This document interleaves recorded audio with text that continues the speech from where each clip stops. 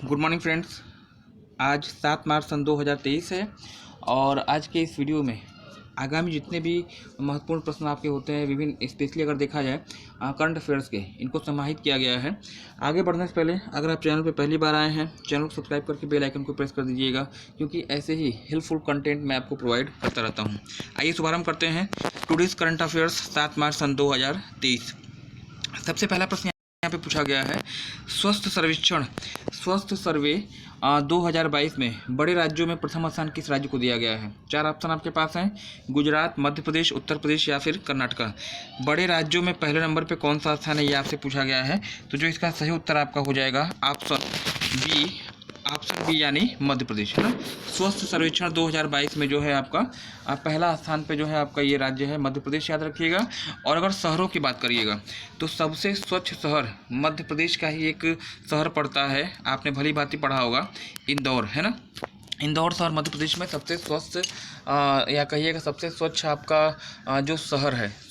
स्वच्छ राज्य की बात होगी मध्य प्रदेश और सबसे स्वच्छ शहर की अगर बात होती है तो उत्तर आपका यहाँ पे क्या हो जाएगा, वह इंदौर होगा, है ना।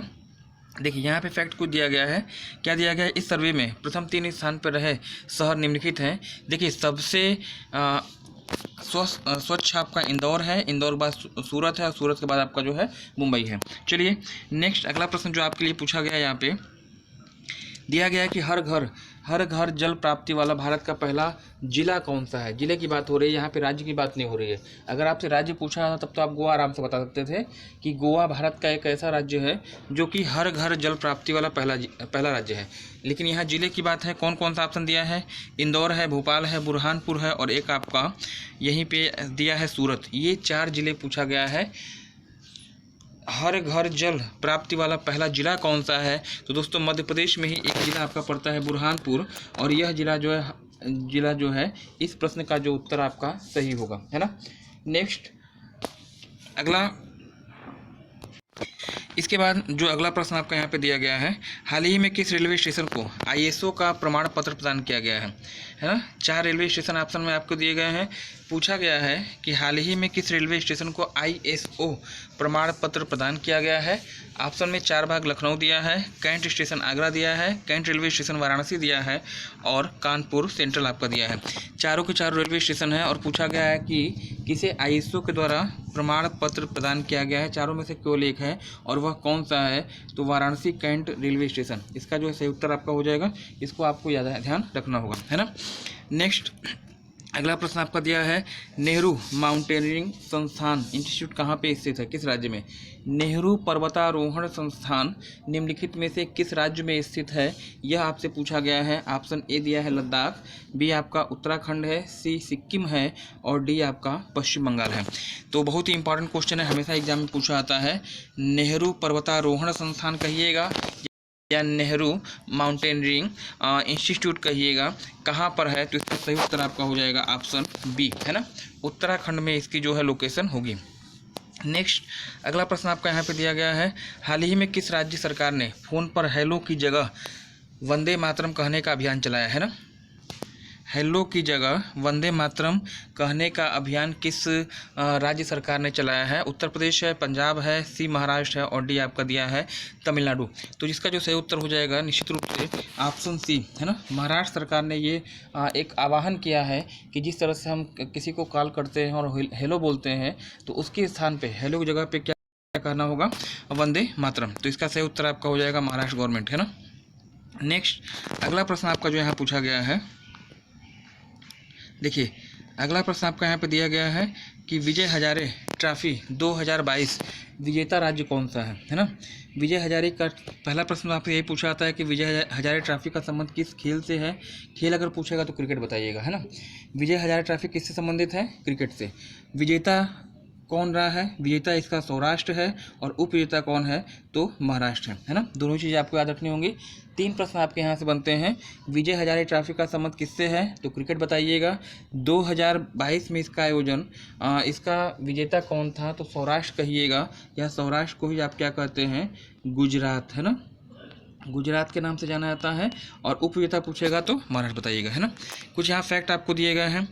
देखिए दिया गया है विजय हजारे ट्रॉफी क्रिकेट से रिलेटेड है। विजेता सौराष्ट्र है और उपविजेता आपका जो है महाराष्ट्र है। एक और ट्रॉफी जो कि एग्जाम में आपसे पूछी जाती है, सैयद मुश्ताक अली ट्रॉफी, ये भी क्रिकेट से संबंधित है और इसका विजेता आपका मुंबई और उपविजेता की बात करिएगा तो आपका हिमाचल प्रदेश होगा, है ना। चलिए नेक्स्ट अगला प्रश्न आपसे पूछा गया है यहाँ पे, मेजर ध्यानचंद पुरस्कार 2022 में किसे प्रदान किया गया है। इंपॉर्टेंट क्वेश्चन होगा आने वाली परीक्षाओं की दृष्टि से, है ना। मेजर ध्यानचंद पुरस्कार किससे रिलेटेड है ये आपसे पूछा गया है।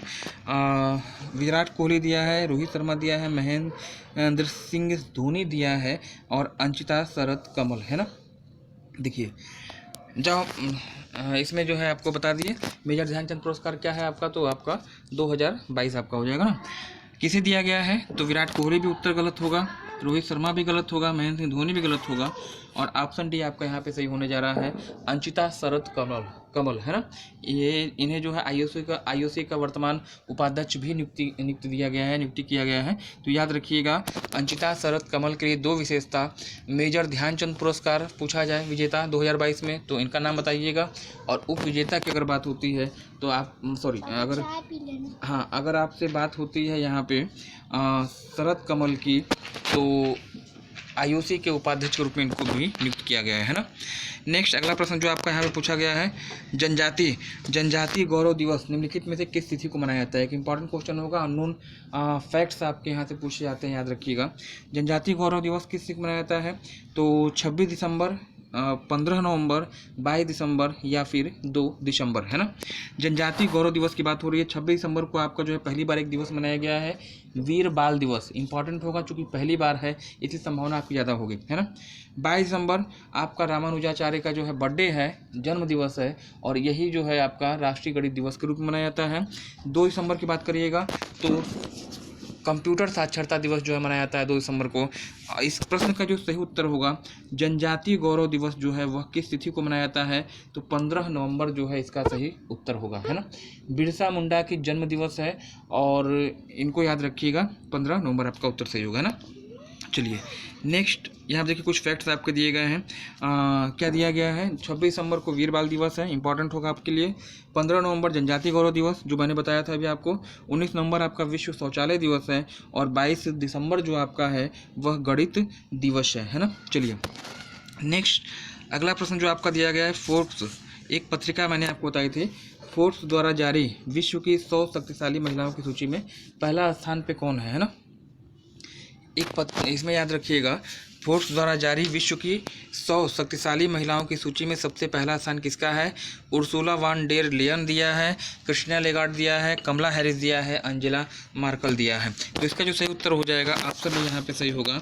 हाँ, इकोनॉमिक विश्व अर्थव्यवस्था की जो है अध्यक्ष हैं WEC की और उर्सुला वान डेर जो है इसका सही उत्तर आपका होने जा रहा है ना। इस सूची में देखिए इस समझ में कुछ चीज़ें मैंने आपको बताई यहाँ पे। हाँ, फैक्ट क्या है आपका, इस सूची में भारत की 6 महिलाएं शामिल हैं, जो कि 100 महिलाओं की सूची जारी की जाती है, उसमें 6 महिलाएं आपकी शामिल हैं। कौन कौन से हैं तो एक याद रखिएगा, निर्मला सीतारमण जो कि 36वें नंबर पे हैं, रोशनी मल्होत्रा जो कि 53वें नंबर पे हैं, माधवी पुरी 54वें नंबर पे हैं, सोमा मंडल होंगी आपके 57वें नंबर पे और एक आपके आते हैं किरण मजूमदार शाह 72 नंबर पे और फाल्गुनी नाथ आपकी जो है 89 नंबर पे हैं। तो विश्व की 100 शक्तिशाली महिलाओं में संख्या पूछी जाए कितनी भारतीय हैं तो 6 याद रखिएगा। और सबसे सर्वोच्च पायदान पे कौन है 36 नंबर पे, तो भारत की वित्त मंत्री जो कि निर्मला सीतारमण है ना। नेक्स्ट अगला आपका दिया गया है यहाँ पे, विश्व मृदा दिवस किस तिथि को मनाया जाता है ना।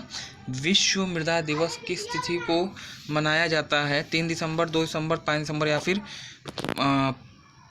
25 दिसंबर, है ना। मृदा दिवस की बात हो रही है तो 3 दिसंबर विश्व विकलांग दिवस आपका है, 2 दिसंबर कंप्यूटर साक्षरता दिवस है, 25 दिसंबर जो आपका सुशासन दिवस है और सबसे लास्ट में आइएगा 5 दिसंबर। इस प्रश्न का सही उत्तर आपका होगा हाँ, विश्व मृदा दिवस आपका जो है इसका सही उत्तर होगा, है ना।